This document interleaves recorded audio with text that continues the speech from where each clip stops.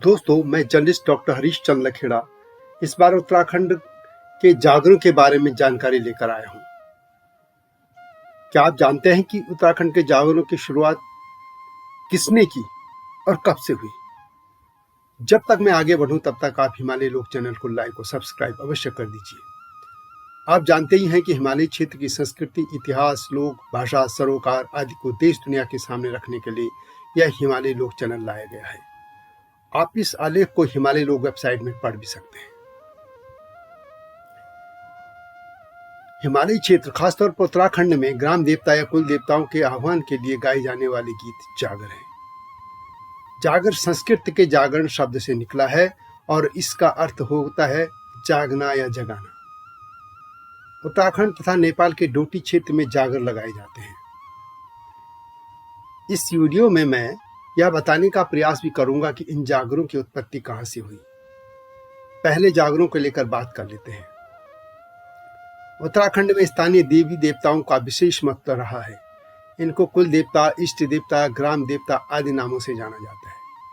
इन पर जनमानस का अटूट विश्वास, अपार आस्था रही है। लोगों का मानना है कि ये लोक देवता क्रोधित होने पर अनेक प्रकार की पीड़ा, दुख, संकट तथा विपत्तियां देने के सामर्थ्य रखते हैं, जबकि प्रायश्चित व नियमित पूजा अनुष्ठान करके इनको प्रसन्न किया जा सकता है और उनसे हर प्रकार की समृद्धि व सुख की अपेक्षा की जा सकती है। इन देवताओं के जागर लगाकर आह्वान व अवतरण किया जाता है और फिर पूजा की जाती है। जागर से देवी देवताओं और पूर्वजों को वास्तव में जगाया जाता है। इनके जागने के बाद पूजा में मौजूद लोग इनसे अपनी परेशानियों का समाधान पूछते हैं। यह भी कह सकते हैं कि यह परमात्मा के न्याय के विचार से जुड़ा हुआ विषय है। जागर के माध्यम से उत्तराखंड के ग्रामीण क्षेत्र में कुल देवता, ग्राम देवता, इष्ट देवता और लोक देवता का आह्वान किया जाता है। यह आह्वान एक मानव शरीर में देवता के अवतरण के लिए किया जाता है और आशा की जाती है कि देवता अवतरित होकर व्यक्ति, परिवार, गांव या समुदायों के कष्ट, परेशानियों का कारण बताएगा। देवता अवतरित होकर उन दुख और परेशानियों का कारण बताता भी है और उनके कारण व निवारण के लिए तय विधि भी बताते हैं। कई बार तो परिवार, गांव, समुदाय के छोटे मोटे झगड़े तथा एवं विवाद भी अवतरित देवता के सामने रखे जाते हैं। माना जाता है कि हिमालय के पहाड़ों और प्रकृति के प्रकोप से लगातार जोखिम में रह रहे लोगों ने इस श्रद्धा को इस सम्मान से जोड़ दिया था और पूजा पद्धति में वह बातें बदल गई थी। हिमालय क्षेत्र में किरात, नाग, खस व वैदिक आर्यों से पहले से कोलीय वंश लोग रहते थे, जो आज के शिल्पकार हैं। माना जाता है कि कुल देवता की पूजा वही करते थे और यह मैं उत्तराखंड की बात कर रहा हूं, दोनों मंडल गढ़वाल, कुमाऊं की। इन कोलीय वंशों के लोगों से ही यह प्रथा और यह पूजा की पद्धति खसों ने भी सीखी थी। हिमालय में कुलिंदियों और कतियों के शासन में भी इस तरह के गायन का उल्लेख मिलता है। धामदेव, नरसिंह देव आदि कतियों राजाओं के तो आज जागर लगाए जाते हैं। इसी तरह गढ़ नरेश, अजयपाल, तिरुल और तेली जैसी वीर भड़ों के भी जागर लगाए जाते हैं। खसों के बाद हिमालय क्षेत्र में वे वैदिक आर्य आए और वह भी यही पूजा करने लग गए थे। बाद में हिमालय क्षेत्र में नागपंथी साधु आए और उन्होंने भी तंत्र मंत्र को और बढ़ा दिया। ढोल सागर भी उनकी देन माना जाता है। इसलिए माना जाता है कि जागर भी पहाड़ के शिल्पकारों की ही देन है।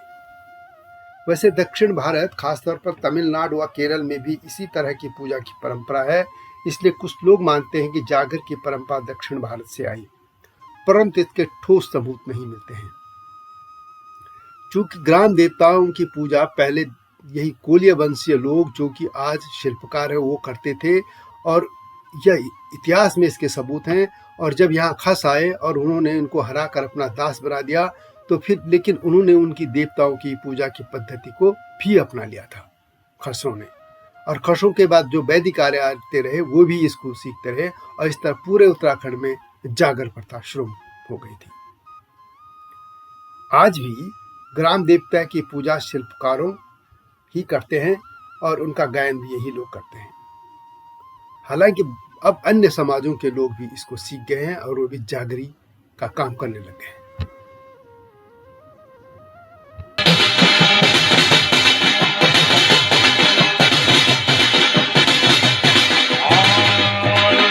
कि इष्ट देवता, कुल देवता और ग्राम देवता भी दो प्रकार के होते हैं।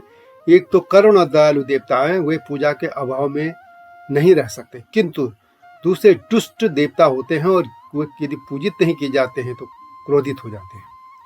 उदाहरण के तौर पर गढ़वाल के दूधी नरसिंह दयालु देवता है, जबकि डोंडा नरसिंह बहुत क्रोधी है। माना जाती है उनका आक्रोश समस्त पीढ़ी कुल समाज पर पड़ता है। इनको मारने के लिए जागर लगाए जाते हैं। उत्तराखंड के दोनों मंडलों गढ़वाल और कुमाऊं तथा नेपाल के डोटी क्षेत्र में मान्यता है कि कुल देवता को नाराज करने पर वह संबंधित परिवार को कष्ट पीड़ा देता है, जबकि इसकी नियमित पूजा करने पर वह सुख भी देता है। जागर इन रूठे हुए देवताओं को मनाने का एक साधन है और इसी तरह मृत पूर्वजों से सम्मान करने के लिए भी जागर का आयोजन किया जाता है। विशेष पूजा अर्चना करके दूसरे व्यक्ति के शरीर में इनको बुलाया जाता है। वैसे अब जागर को सांस्कृतिक और संगीत विरासत के रूप में देखा जाता है। जागर में डमरू या डौर, हुड़का, कांसी की थाली, ढोल, दमाव आदि उपकरणों को प्रयोग किया जाता है, जिन्हें बजाने के बाद ही स्थानीय देवी देवता अवतरित होते हैं। स्थानीय भजनों के जरिए इन्हें जगाया जाता है और जागर में भजन गाने वाला जागरिया कहलाता है। जागर गाथाओं में स्थानीय देवी देवताओं का आह्वान किया जाता है कि परिवार के किसी व्यक्ति के बीमार होने व रोग व्याधि से मुक्ति, अनिष्ट से रक्षा एवं सुख शांति हेतु तथा कृषि या पशुओं पर संकट को दूर किया जा सके। उतार चढ़ाव, लोक वाद्य, हुड़का, थाली या ढोल, दमाऊ, डमरू या डौर आदि की तरंगित करने वाली संगीत की लय और ताल के साथ जागर गाथाएं गाई जाती हैं। देवी देवता अथवा प्रेत बाधा निवारण के लिए रात्रि जागरण करके जागर लगाए जाते हैं। माना जाता है कि जागरों का संबंध मुख्यतः लोक देवी नंदा से है, परंतु इसके अलावा इस क्षेत्र में लोक देवी स्वर्ण फूल तथा लोक देवता जाक आदि के संबंधित जागर प्रचलित हैं। अलग अलग स्थानों में इनकी अलग अलग तरीके से पूजा जाती है और इसके अलावा स्थानीय देवताओं, कई राजाओं, ऐतिहासिक पुरुष और नारियों की यश गाथाएं गाई जाती हैं। वेद, पुराण, शास्त्र, नागों और पहाड़ की लोक परंपराओं का बखान जागरों में है। उत्तराखंड के पूर्वी क्षेत्र में देवताओं का स्तुति गान जागर के रूप में किया जाता है।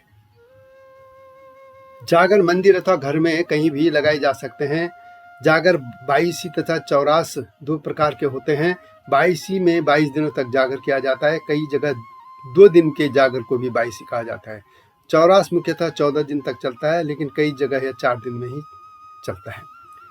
जागर पूजन में मुख्यतः 3 व्यक्ति होते हैं। जगरिया, जागर लगाने के लिए सबसे पहले जगरिया की आवश्यकता होती है। जागरिया उस व्यक्ति को कहता है जो लोक देवी देवता तथा पूर्वजों की अदृश्य आत्मा को जागृत करता है।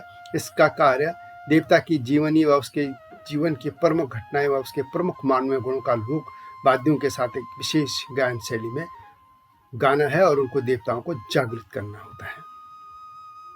देवता को डंगरिया के शरीर में अवतरित कराना होता है। जागर में ढोल, दमाव, डमरू या डौर, थाली और हुड़का पर विशेष धुन और ताल बजाई जाती है। इसके अलावा ये जो डगरिया होते हैं मुख्यतः ये शिल्पकार जाति से हैं, विशेष तौर दास या औजी समाज से होते हैं। जगरिया को औजी, दास, देव सेवक, गुरु भी कहा जाता है। हालांकि अब दूसरे समाजों के लोग भी जागर लगाने लग गए हैं और इन्हें कई देव गाथाएं कंठस्थ होती हैं। आग की धुनी के पास भी जागर लगाए जाते हैं। जगरिया के साथ गायन में 1-2 लोग और मदद करते हैं। दूसरा होता है डंगरिया, जिसके शरीर में देवता प्रकट अवतरित होते हैं, उनको डंगरिया कहते हैं। डंगरिया स्त्री या पुरुष कोई भी हो सकता है और यह व्यक्ति जब उस पे आत्मा या ईश्वर का उसमें अवतरित हो जाते हैं तो वे लोगों की दुखी व्यक्ति की समस्या के समाधान का रास्ता भी बताया जाता है। डंगरिया के लिए धामी, पस्वा, धानी, माली और तारू शब्द का भी प्रयोग किया जाता है। डंगरिया शब्द इसलिए है कि देवताओं के वाहन शेर, बैल आदि होते हैं और पशु चूंकि उनको डंगर कहते हैं और जागर में इस आह्वान के लिए जरिए पशु बनने वाले को डंगरिया कहा जाता है। इसके बाद श्योकार, शौनाई उनको कहते हैं जिसके घर में जागर लगाए जाते हैं और उस घर के सबसे बुजुर्ग तथा उसकी पत्नी को क्रमशः श्योकार और श्योनाई के नाम से पुकारा जाता है। जागर एक विशेष समय पर लय के साथ गाए जाते हैं और उसमें पूरे कुल के लोग भी शामिल हो सकते हैं। जागर लगने यानी जगरिया के आह्वान के बाद देवता डंगरिया के शरीर में अवतरित हो जाता है। जागर के समय यदि कोई व्यक्ति पशुआ डंगरिया कांपने लगता है तो किसी कटोरी में जलते हुए अंगारों पर घी डालकर उसे उठने वाले धुएं को उसे सुंघाया जाता है। इसे धुपणु कहते हैं। कई जगह उस पर शुचि यानी गोमूत्र भी छिड़का जाता है। इससे इस धुपणु को सूंघते ही वह व्यक्ति सहसा उठकर खड़ा होकर नाचने लगता है और विश्वास किया जाता है कि उस व्यक्ति पर ग्राम देवता अवतरित हो गया है। माना जाता है कि डंगरिया उस देवता की शक्ति से संपन्न हो गया है जिसने उसके शरीर में अवतरण किया है। इस स्थिति में डंगरिया का हाव भाव, शारीरिक हरकतें एवं बोलचाल का ढंग सामान्य नहीं रह जाता है। वह अवचेतना विहीन दिखाई देता है। अब यह व्यक्ति सभी के दुख कष्ट आदि सुनकर उनका कारण और निवारण बताता है। भभूत भस्म लगाकर आशीष देता है और लोगों को रोगों के निवारण का भी रास्ता बताता है। इसके तरह जागर दोस्तों 3 तरह के होते हैं। पहला देव जागरण, दूसरा भूत जागरण तथा तीसरा स्थानीय राजवंश या भड़ों के जागरण। देव जागरण में स्थानीय देवी देवताओं का आह्वान किया जाता है। भूत जागर में किसी मृत व्यक्ति की आत्मा का आह्वान किया जाता है। यह अल्पायु या दुर्घटना में हुई मृत्यु के बाद भटकती आत्मा की मुक्ति के लिए किया जाता है। ऐसी आत्मा अपने परिवार के किसी व्यक्ति पर आती है और इसे हंत्या कहते हैं। हंत्या को दूर करने के लिए उस मृत आत्मा को भगवान मानकर पूजा जाता है। हंत्या यानी उसकी कोई ऐसी इच्छा जो अभी तक अपूर्ण है और वह अपने किसी भी परिवार के सदस्य पर आकर अक्सर वह कुछ न कुछ बोलता रहता है, इसलिए जागर लगाकर उस आत्मा को शांत किया जाता है। तीसरे तरह के जो जागर हैं उसमें राजवंश के जो राजा थे, जैसे कत्यूर राजा धामदेव, नरसिंहदेव, जैसे कि मैंने पहले कहा, उनकी भी गाथाएं गाई जाती हैं। इसके जैसे कुमाऊं में गोयल देवता हैं, उनके भी जागर गाए जाते हैं। और इसी तरह जैसे गढ़वाल में जो तीरू रौतेली जो वीर थी, उस वीरांगना, उसके भी गाए जाते हैं। और इसमें गजब देखने की बात यह है कि उसके जागर में कोई भी कत्यूर नहीं आता है, कत्यूर वंश के लोग, क्योंकि कत्यूरों ने ही माना जाता है कि तीलू रौतेली की हत्या की थी। इस तरह से वीर भाड़ों के भी इसमें जागर लगाए जाते हैं। अजयपाल जो राजा थे, जो गढ़ नरेश थे, जिन्होंने पूरे गढ़वाल को एक किया था, वो बाद में नागपंथी साधु हो गए थे। उनके भी पावड़े गाए जाते हैं, पांडवों के भी पावड़े गाए जाते हैं। इस तरह के कई चीज़ें हैं इसमें। जागर के कई रूप होते हैं, जैसे जागो, जागा, नौर्त, बैसी, ढवाला, धपेली, रमौल, ख्याला आदि। इस तरह के जागर एक रात्रि से लेकर 5, 11, 22 या 6 महीने तक इनके लगते रहते हैं। और भूत प्रेत संबंधी जागरण में किसी व्यक्ति को, जैसे मैंने पहले कहा कि उस शरीर में भूत या देवता का अवतरण होता है और वह अपनी अल्प मृत्यु के बारे में, अपनी भटकती आत्मा की अंतिम इच्छा के बारे में संबंधित जनों को अपनी इच्छा बताता है और वे उसकी इच्छा पूर्ति के लिए उसी के तहत पूजा पाठ करते हैं। देवी देवताओं के जागरों में नरसिंह, हनुमान, पावड़ा गाथा, शिव पुराण, रामायण, देवी काली आदि के जागर लगाए जाते हैं। इसके अलावा दूसरे, जैसे मैंने पहले भी कहा कि जैसे ग्वाल देवता, ये कुमाऊं में गंगनाथ, भोलानाथ, हरू, सैम से लेकर जंगली देवताओं में रमौल, एड़ी, परी, आंचरी, धुर, मल, चौमू, बधौण आदि के भी जागर लगाए जाते हैं। और राजवंश में जैसे मैंने पहले कहा कि इसमें स्थानीय देव शासकों के जागर लगते हैं, उनकी गाथाएं गाई जाती हैं। जैसे कत्यूर, पवार, चंद आदि स्थानीय राजवंशों की गाथाएं गाई जाती हैं। जागर के लय तथा उसके वादन में प्रयुक्त होने वाले जागर वाद्य प्रयोगों के आधारों पर जागरों को 4 रूपों में विभक्त किया जा सकता है। एक है हुड़किया जागर। इसमें हुड़के से गाए जाने वाले गद्यात्मक शैली का जागर है, इसे ख्याला भी कहते हैं। डमरिया या डमरुआ जागर को डमरू में के साथ गाया जाता है। गडेली जागर में केवल थाली कांस की होती है, उसको बजाकर गाया जाता है।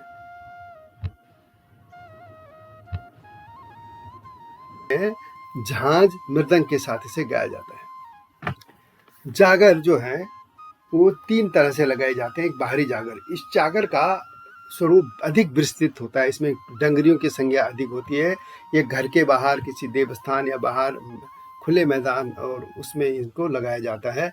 इसकी अवधि अधिक होती है। यह जागर 2 दिन 2 रात से लेकर 22 दिन या 22 रात तक चलता है। एक है भीतरी जागर। इसका जागर का छोटा स्वरूप होता है और यह घर के भीतर ही इसको लगाए जाते हैं। इसकी संख्या विषम में होती है, जैसे 3, 5 या 1 दिन से ऐसे 11 तक होता है। इसमें जागर में वाद्य दातक ही गाथा गायक होते हैं और कांसे की थाली अथवा हुड़का, डमरू या डौर वाद्यों में प्रयोग किया जाता है। जागरों में नागपंथी गुरु गोरखनाथ का भी उल्लेख होता है। यह बताना बहुत आवश्यक है। इसके अलावा एक होता है जागर, जिसमें ढोल दमाओं के साथ इसे मंदिर के प्रांगण में इसको जागर में इस तरह के जागे लगाए जाते हैं। इसमें देव गाथाएं गाई जाती हैं। अब जागरों का इतिहास की बात करते हैं। जागरों को बनाने वाले किसी खास व्यक्ति का जिक्र कहीं इतिहास में नहीं मिलता है। माना जाता है कि जब से देवी नंदा का उत्सव इस क्षेत्र में मनाया जा रहा है, तभी से जागर भी गाए जा रहे हैं। यह एक विशेष प्रकार का लोक संगीत है। इसमें गढ़वाली, कुमानी, जौनसारी आदि भाषा बोलियों के शब्दों का प्रयोग होता है और जागर वास्तव में एक सामूहिक गान है। जागर गायन हमेशा एक दक्ष गायक की अगुवाई में होता है और अर्थात दक्ष गायक जो है इसको शुरू करता है और उसके साथ बाकी लोग उसके साथ उसका अनुसरण करते हैं। अनुसरण करते हुए जागर गायन करने वाले लोगों को उसका साथ देना पड़ता है। जैसे कोई एक शब्द बोलेगा, एक लाइन बोलेगा, तो बाद में उसको वो दोहराते हैं। इससे समाज का कोई भी व्यक्ति इसमें शामिल हो सकता है। जागरों की कोई तय स्क्रिप्ट नहीं है, लेकिन यह एक कहानी तो इसकी तय है कि जैसे पांडवों की गाथा गानी है तो कोई स्क्रिप्ट नहीं है, लेकिन पांडवों की कहानी तो एक है। इसी तरह की आमतौर पर इसको दक्ष जागर गायक इस कहानी को ध्यान में रखते हुए जागर के शब्द गाते हैं और तैयार करते हैं। इसलिए हर क्षेत्र में जागरों के में जो शब्द प्रयोग होते हैं वो अलग अलग देखे जाते हैं। दशकों पूर्व तक जागर जो थे वो शिल्पकार समाज के ही लोग लगाते थे, परंतु अब ऐसा नहीं है। जागर कहीं भी और किसी भी समाज के लोग, अब इसमें ब्राह्मण भी हैं, क्षत्रिय भी हैं, सब इसमें गाने लग गए। जागर कहीं लिखे नहीं गए हैं। यह एक पूर्णतः श्रुति और स्मृति के आधार पर एक व्यक्ति से दूसरी व्यक्ति को स्थानांतरित होते हैं। पारंपरिक तौर पर व्यक्ति कई वर्ष तक जागर गायकों के साथ समय बिताता है और वो उसी तरह उनको जागर की शैली को सीखता है। तो इस तरह से ये जागर उत्तराखंड में ये गाए जाते हैं। जिस तरह के सभी मैंने हाल में एक वीडियो बनाई थी नेपाल के मस्तो देवता की, तो मस्तो देवता जिस तरह के लोक देवता हैं वहाँ भी उसी तरह से धामी नाचते हैं और दूसरे गायन वहाँ पे भी वहाँ के जो वाद्य यंत्र वो बजाए जाते हैं। तो लगभग उसी तरह का ये भी जागर वो है। जागर से ये मिलते जुलते हैं, परंपराएं और थोड़ा उसमें बदल गया है, लेकिन पूरे ये अधिकतर जो हिमालय बेल्ट है उसमें ये देखे जाते हैं। वैसे यह देवता और देवों की जो मनुष्य में अवतरित होने की बात दिखती है वो आदिवासी क्षेत्रों में भी दिखती है और दक्षिण भारत के मंदिरों में भी अक्सर इस तरह की आपको देखी जा सकती है। तो यह था जागर। वास्तव में जागर किसने बनाया, ये तथ्य और तय है कि ये जागर उत्तराखंड के उन समाज ने बनाए जो आज शिल्पकार कहा जाता है, जो वास्तव में आज दलित है, जो हाशिए पर खड़ा है। और इन दलितों के ही जो आज का संगीत, गीत संगीत जिस पर उत्तराखंड के लोग नाच कर सकते हैं, यह सब दलितों की देन है, उत्तराखंड के शिल्पकारों की देन है। और इसलिए उत्तराखंडी समाज को इन दलितों का इस योगदान का ऋणी होना चाहिए। तो दोस्तों, यह था उत्तराखंड के जागरों का इतिहास। यह वीडियो कैसी लगी कमेंट में अवश्य लिखें। हिमालयी लोक चैनल को लाइक और सब्सक्राइब करना न भूलना। इसके टाइटल सॉन्ग हम पहाड़ औला को भी सुन लेना, मेरा ही लिखा है और इस चैनल में आप यूट्यूब में हम पहाड़ औला लिखेंगे तो यह जरूर आ जाएगा। और अब अगली वीडियो का इंतजार कीजिए और तब तक जय हिमालय, जय भारत।